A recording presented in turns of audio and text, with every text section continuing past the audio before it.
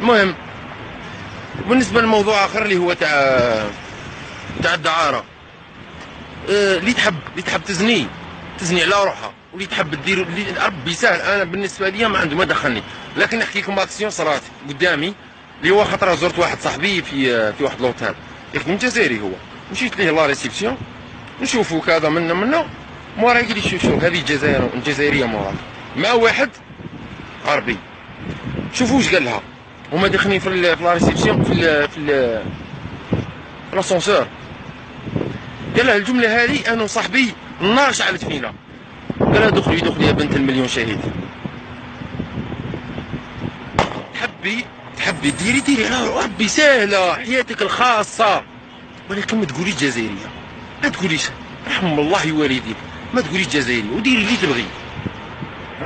كي قال لها ادخلي يا بنت المليون شهيد، قال لها يا ادخلي. ما نقولكش يعني جاس وشني. المهم كي قال لها الكلمه برك هذه شعلت فيه النار. انا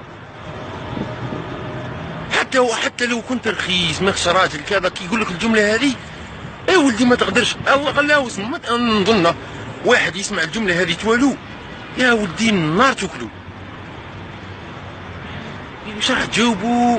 علاه نجاوبوا على جال وحده؟ نسكت ما قدرتش. المهم انا صاحبي كلينا وسكتنا وخلاص.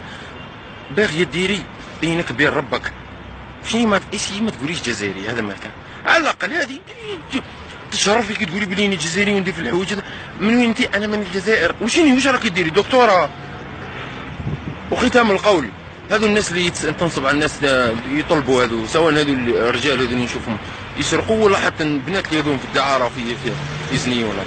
عليكم تلموا في الدراهم زعما. وشني الواحد كيف يدير في الدراهم؟ علاه؟ اول حاجه اسكو عندك كونترا مع ربي باللي حتموتي بعد 20 سنه؟ متاكدين من روحكم باللي حتموتوا بعد 20 سنه؟ يعني مازال عندي الوقت ونتوب ولا، او يمكن بعد ساعه تموت. عندك كونترا مع ربي. زيد حاجه اخرى، هذو اللي كتلم فيهم كامل ماك مدي منهم ولا فرنكا.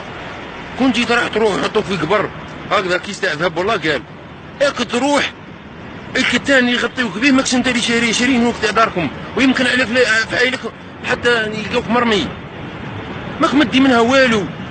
علاه يعني تعذب في روحك هكذا دنيا واخرى؟ ربي يهديكم. السلام عليكم.